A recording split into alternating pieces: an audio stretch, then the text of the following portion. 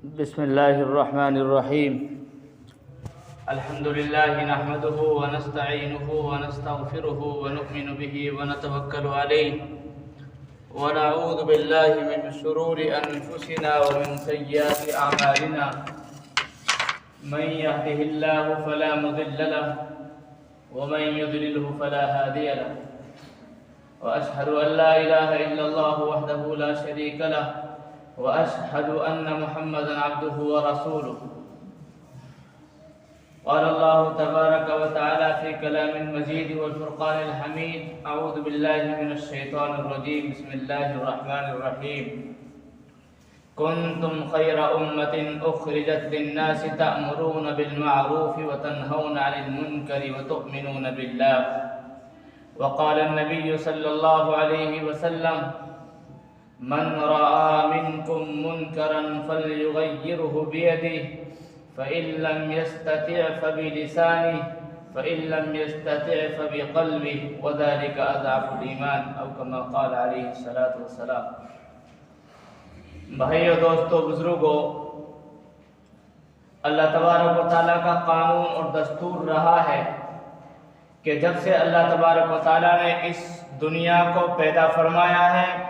سب سے پہلا انسان جس کو اللہ نے بنایا ہے وہ بھی نبی تھا، اور اللہ تبارک و تعالیٰ نے اس تمام انسانوں کے ہدایت کے لیے، تمام انسانوں کی رہنمائی کے لیے اللہ تبارک و تعالیٰ نے انبیاء کو مبعوث فرمایا. چنانچہ ہر امت کے اندر نبی آتے رہے اور قوموں کو سمجھاتے رہے، دعوت دیتے رہے، لوگوں کو سمجھاتے رہے. حضرت آدم علیہ السلام سے شروعات ہوئی انبیاء کی. حضرت آدم علیہ السلام کے بعد نبی آتے رہے، امتیں جاتی رہی، نبی آتے رہے. چنانچہ سب سے آخر میں جناب رسول اللہ صلی اللہ علیہ وسلم کو اللہ تبارک و تعالیٰ نے اس امت کی طرف مبعوث فرمایا، جس امت کے بارے میں قرآن کریم میں یہ الفاظ موجود ہے: کنتم خیر امت اخرجت للناس تأمرون بالمعروف. اللہ تعالیٰ ارشاد فرماتے ہیں کہ تم بہترین امت ہو، تم بہترین لوگ ہو. کیوں نہ ہوتے، بلکہ یہ امت تو وہ امت ہے کہ جس کا نام نامی حضرت محمد صلی اللہ علیہ وسلم، جس کا نام اللہ کے ساتھ ملا ہوا ہے، جس کے نام کے بغیر ایمان بھی ادھورا ہے، بلکہ اگر کلمہ کو ادھورا پڑھا جائے تو ایمان بھی ناقص ہے، ایمان بھی مکمل نہیں. اس لیے کہ کلمہ کے ساتھ اللہ کے ساتھ نبی کا نام جڑا ہوا ہے، لا الہ الا اللہ محمد الرسول اللہ. اگر کوئی انسان لا الہ الا اللہ پر ایمان لاتا ہے، وہ اللہ کو ایک مانتا ہے، وہ اللہ تبارک و تعالیٰ کو اللہ کی عبادت کرتا ہے، لیکن جناب رسول اللہ کے طریقے کے مطابق نہیں کرتا ہے. جناب رسول اللہ کا جو طریقہ ہے، جو آپ کا اسوہ ہے، جو آپ کی سنتیں ہیں، جو آپ کا دنیا میں زندگی گزارنے کا طریقہ ہے، اس کے مطابق زندگی نہیں گزارتا تو میرے بھائیوں ایمان کامل نہیں، مومن کامل نہیں ہو سکتا. بلکہ کامل ایمان کے لیے شرط ہے لا الہ الا اللہ محمد الرسول اللہ کے مطابق مکمل عمل کرنا پڑے گا. لا الہ الا اللہ ہمیں اس بات کی دعوت دیتا ہے کہ ہم اللہ کے علاوہ کسی کی عبادت نہ کریں. محمد الرسول اللہ ہمیں یہ الفاظ یہ چیز بتلاتا ہے کہ ہم جناب رسول اللہ کے طریقے کے مطابق زندگی گزاریں. ہمارا کھانا بھی، ہمارا پینا بھی، ہمارا بیٹھنا بھی، ہمارا کھڑا ہونا، ہمارا سونا، ہمارا جاگنا، ہمارا لباس، ہماری داڑھی، ہمارا سر، ہمارے کپڑے، تمام کے تمام چیزیں جناب رسول اللہ کے طریقے کے مطابق ہونی چاہیے. یہ ایمان والے کی علامت ہے، اور وہی پکا سچا مسلمان ہے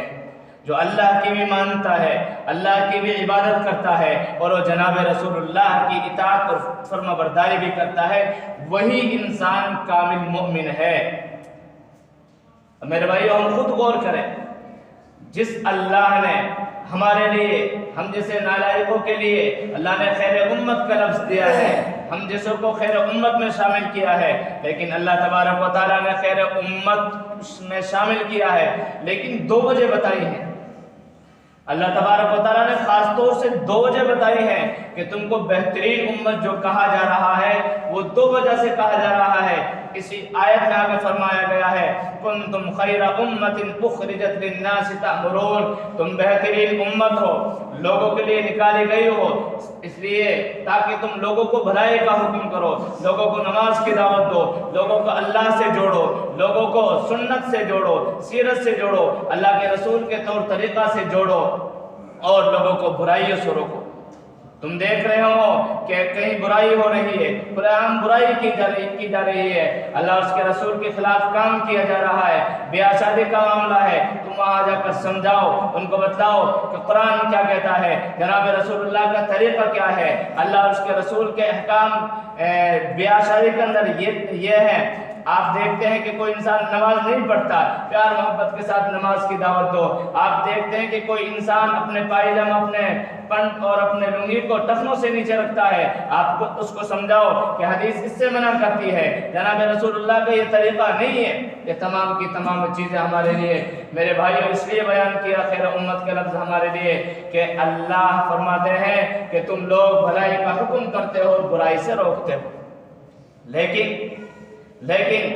یہ دھیان رکھنا، آج ہم اپنی اولاد کو یہ تو کہہ دیں گے، اور آج ہم بستی میں رہنے والے چلنے پھرنے والے لوگوں کو نماز کی تو دعوت دیں گے، لوگوں کو دین کی دعوت دیں گے، بھلائی کی دعوت دیں گے، لیکن کوئی کسی انسان سے الا ماشاءاللہ کوئی نہیں کہتا کہ ارے میرے بھائی تو جوان ہے، تیرا بڑھاپا کے طرف تو قدم بڑھا رہا ہے، موت کا کچھ نہیں پتا، میرے سر پر داڑھی نہیں ہے۔ میرے بھائی داڑھی رکھا کر، یہ اللہ کے نبی کی سنت ہے، یہ اللہ کے نبی کا طور طریقہ ہے، یہ اسلام والا کو شعار ہے۔ کوئی نہیں کہتا اے میرے بھائی یہ بال سنت کے مطابق بنوایا کر، یہ بال یہودیوں کے ہیں، یہ طریقہ عیسائیوں کا ہے، یہ طریقہ غیروں کا ہے۔ کوئی نہیں کہتا کہ تیرا پائجامہ ٹخنوں سے نیچے ہے کہ میرے بھائی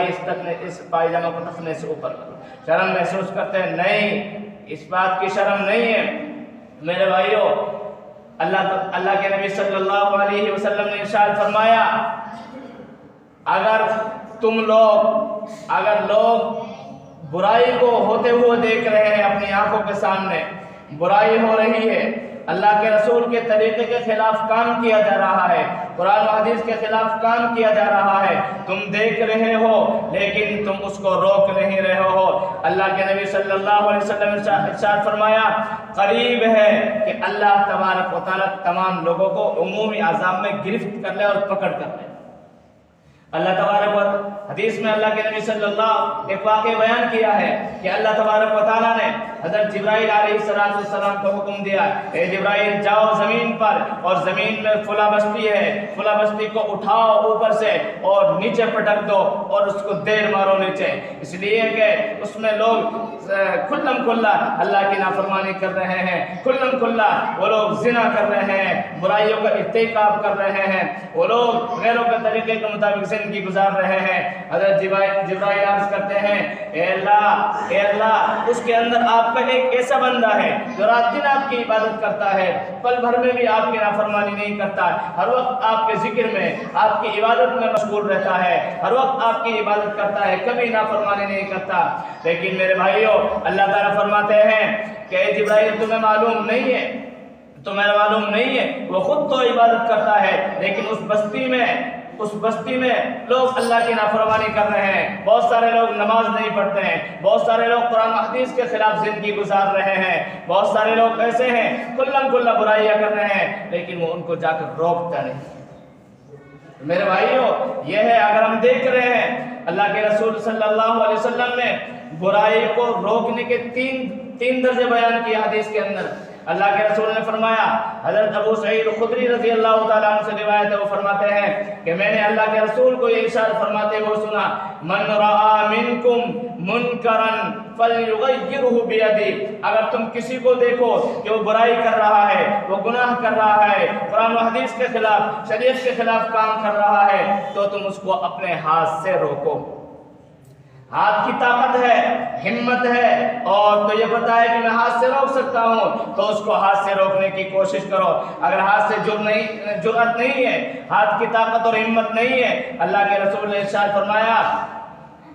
فَإِن لَمْ يَسْتَطِعْ فَبِلِسَانِهِ، اپنی زبان سے روکو، اس کو سمجھاؤ اے میرے بھائی تو مسلمان ہے، میں بھی مسلمان ہوں، میرے بھائی اللہ کا شکر ہے، اللہ نے ہمیں مسلمان بنایا ہے، ایمان والا بنایا ہے، یہ اللہ کا شکر ہے، اللہ نے ہمیشہ ہمیش کی جہنم سے ہمیں بچا لیا، ہمیں ایمان والا بنا دیا، ہمیں جنت کا اللہ نے مستحق بنایا ہے، ہمیں جنت میں ایک نہ ایک دن ضرور جانا ہے، ہم تو بہت اچھے لوگ ہیں۔ ارے میرے بھائی اللہ کی عبادت کر، یہ کام جو تو کر رہا ہے یہ اللہ اس کے رسول سے ناراض ہوتے ہیں، یہ تو جہنم والا کام ہے، یہ برائی جو تو کر رہا ہے شریعت کے خلاف ہے، اس کو میرے بھائی مت کر۔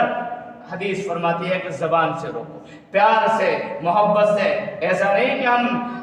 پانی میں لٹ مارے، نہیں، پیار سے سمجھاؤ، محبت سے سمجھاؤ، بھلائی سے سمجھاؤ، آج نہیں تو کل، کل نہیں تو پرسوں، انشاءاللہ ایک دن وہ آئے گا کہ وہ خود بخود اپنے دل میں یہ احساس کرے گا ہاں یار جو تو کرتا ہے وہ غلط کرتا ہے۔ لیکن پیار اور محبت سے جناب رسول اللہ نے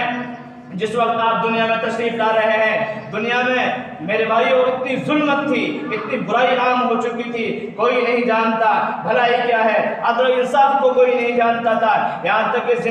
لڑکیوں کو جس گھر میں لڑکی پیدا ہوتی تھی اس کو جلا دیا کرتے تھے، داغ دیا کرتے تھے، قتل کر دیا کرتے، مار دیا کرتے تھے، بہت ضلالت و گمراہی کا دور تھا۔ اس دور میں جناب رسول اللہ تشریف لے کر آ رہے ہیں، اکیلے واحد انسان ہیں، انہوں نے اعلان کیا لا الہ الا اللہ محمد الرسول اللہ، لیکن میرے بھائیوں ان کی زبان ایسی تھی، ان کے اخلاق ایسے تھے، ان کی سیرت ایسی تھی، لوگ ان کی زبان کو سنتے تھے، ان کے عاشق اور دیوانہ ہو جایا کرتے تھے، اور تمام کفار اور مشرکین کہا کرتے تھے یہ محمد جو ہے سچ بولتا ہے، کبھی جھوٹ نہیں بولتا ہے۔ ایک مرتبہ جو حجر اسود ہے اس کے بارے میں اختلاف ہو گیا، لڑائی ہو گئی، یہاں تک نوبت آئی کہ جنگ ہو جائے، یہاں تک نوبت آئی کہ کوئی انسان مر جائے، لیکن سب نے کہا کہ جو انسان سب سے پہلے مسجد میں آئے گا وہ اس پتھر کو جا کر رکھے گا۔ لیکن دیکھتے ہیں سب سے پہلے مسجد میں آنے والے انسان وہ جناب رسول اللہ ہیں، تمام لوگوں نے دیکھا کہ محمد سب سے پہلے آئے ہیں، سب نے فرما دیا یہ سچا انسان ہے، یہ سچا آدمی ہے، یہ عادل آدمی ہے، یہ بہت اچھا انسان ہے، اس کے اخلاق بڑے اچھے ہیں، یہی انصاف کرے گا۔ جناب رسول اللہ نے کیوں اللہ کو نبی بنانا تھا، اللہ تبارک و تعالی ان کے نام کو دنیا میں روشن کرنا تھا، اللہ کے رسول نے اپنے اخلاق کے ذریعے سے اس پتھر کو رکھوا دیا کہ ہر محلہ سے ایک دو آدمی بلائے اور اس کو پکڑوا کر رکھوا دیا۔ بہرحال تو میرے بھائیوں میں یہ بتانا چاہ رہا ہوں کہ ایمان اور اسلام جو پھیلا ہے وہ اخلاق سے پھیلا ہے، ہم بھی برائی کو روکیں، پیار سے، محبت سے، جوان کو سمجھاؤ، بھائی کو سمجھاؤ، بیوی کو سمجھاؤ، اپنی ماں کو سمجھاؤ، اپنی بہن کو سمجھاؤ، پیار سے، محبت سے، اے میرے بیٹے، اے میرے بھائی، اے میری ماں، اے میرے باپ، پیار سے سمجھاؤ، انشاءاللہ ایک دن وہ آئے گا ضرور سمجھے گا۔ رات میں اللہ سے تنہائی میں دعا بھی کرو۔ اور جناب رسول اللہ نے جو برائی کو روکنے کا تیسرا درجہ بیان کیا ہے وہ درجہ یہ ہے کہ اگر تیرے اندر اتنی طاقت نہیں کہ ہاتھ سے نہیں روک سکتا، اتنی طاقت نہیں کہ زبان سے اس سے کچھ نہیں کہہ سکتا ہے،